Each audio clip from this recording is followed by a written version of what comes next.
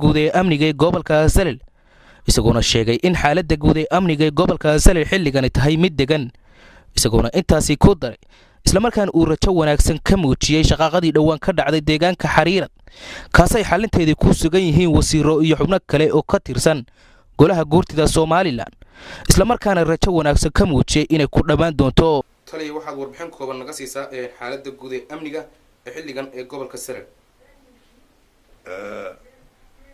guud ahaan gobolku waa nabad gobolka Salil marka laga reebo hawshii la shaqaaqada ka dhici jirtay Xariirad oo runtii noogu yaraagtay waxa hadda uu ka yimid guursidaasina runtii hadda meel fiican bay marinayaan iyaga degayo hadda jooga ciidankayguna uu joogaa waxaan rajaynayaa inay guul ay ku dhamaato sida ifafaalaha ah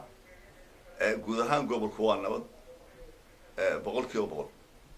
shirkan jaraa'id ee taliyaha qaybta booliska gobolka Salil oo ku qabtay magaalada madaxda xarunta gobolka Salil ee Saylac